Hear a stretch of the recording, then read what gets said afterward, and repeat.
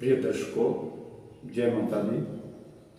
आप सभी का हम अपने YouTube चैनल ज्योतिष ज्ञान विचार पर बहुत बहुत स्वागत करते हैं। साथियों, आज हम अपने मासिक राशिफल के इस कार्यक्रम में मकर राशि के जातकों के लिए अगस्त महीने का राशिफल लेकर उपस्थित हैं। हम देखते हैं कि अगस्त का महीना मकर राशि के जातकों के लिए कैसा रहने वाला है। सबसे पहले हम ये देखते हैं कि अगस्त महीने में ग्रहों की गोचर स्थिति क्या रहेगी। तो साथियों, 17 अगस्त तक सूर्यदेव का गोचर कर्क राशि में होगा और 17 अगस्त के बाद सूर्यदेव सिंह राशि में प्रवेश कर जाएंगे। मंगल देव 18 अगस्त तक सिंह राशि पर रहेंगे और 18 अगस्त के बाद वो कन्या राशि में प्रवेश कर जाएंगे।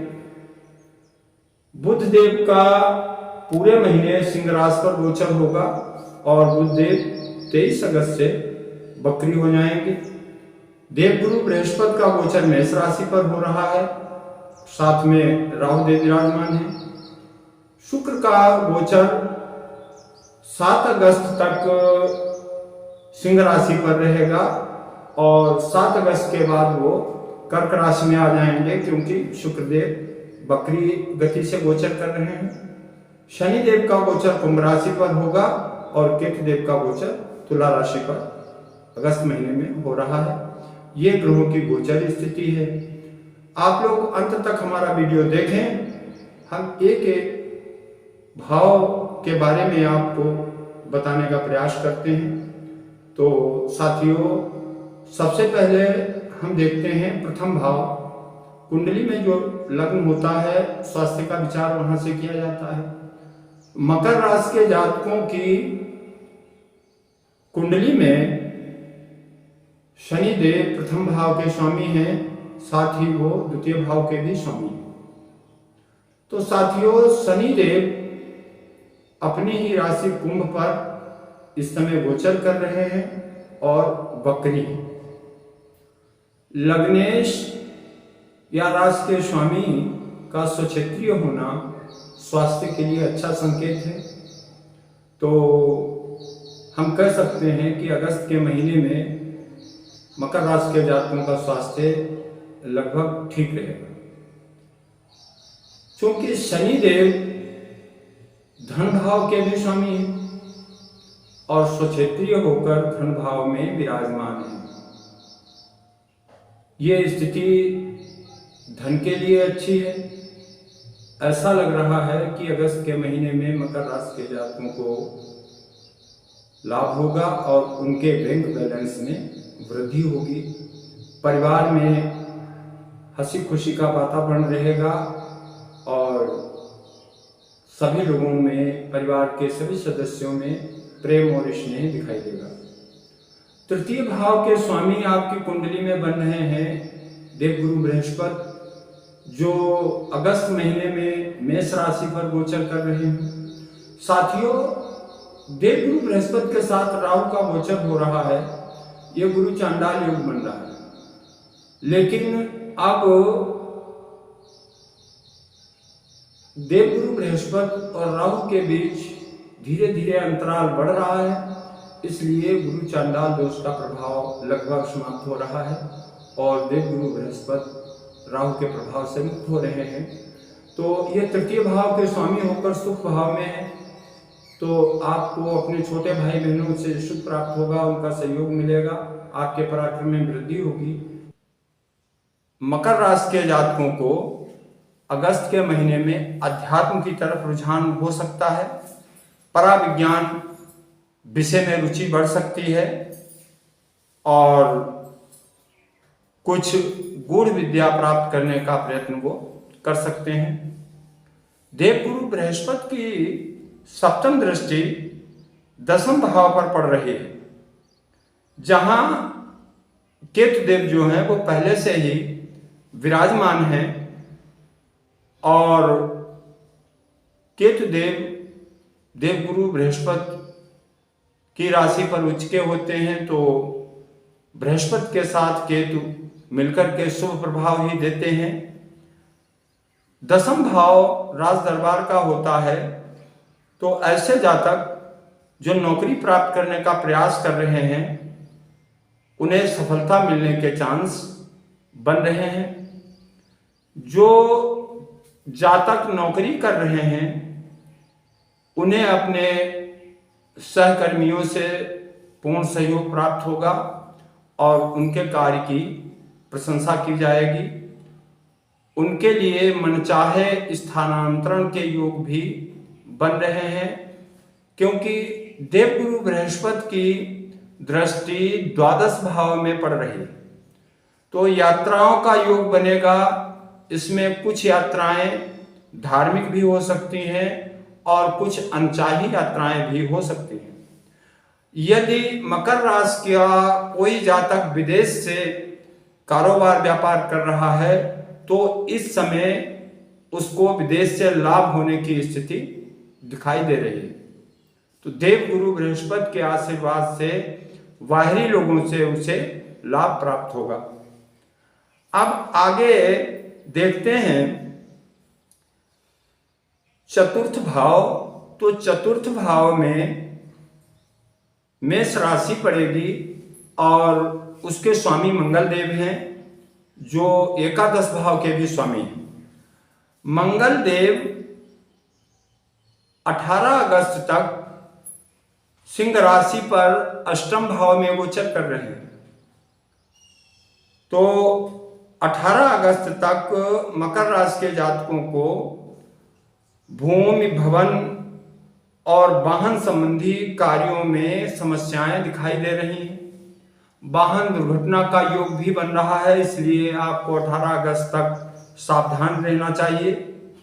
18 अगस्त के बाद मंगल देव जब भाग्य भाव में पहुंच जाएंगे तो स्थितियां एकदम आपके अनुकूल हो जाएंगी। आपको भूमि भवन का सुख प्राप्त होगा और आपके आय के साधन बढ़ेंगे, आपको लाभ होगा, अच्छी स्थिति बनेगी। पंचम भाव पर अगर दृष्टि डालें, पंचम भाव के स्वामी हैं शुक्रदेव, जो दसम भाव के भी स्वामी हैं। शुक्रदेव इस समय वक्र गति से गोचर कर रहे हैं, जो 7 अगस्त तक सिंह राशि में रहेंगे और 7 अगस्त के बाद वो कर्क राशि पर पहुंच जाएंगे।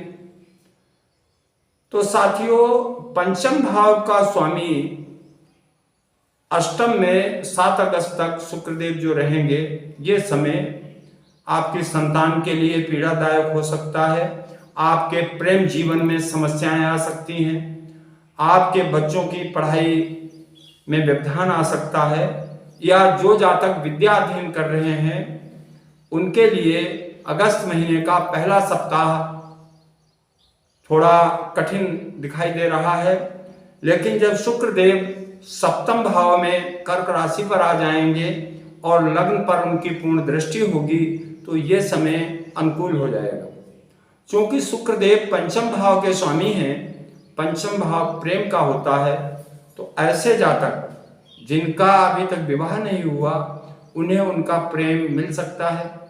वे लोग जो प्रेम जीवन में थे और जिनके मध्य मनमुटाव चल रहा था, उनकी कंप्रोमाइज हो सकती है।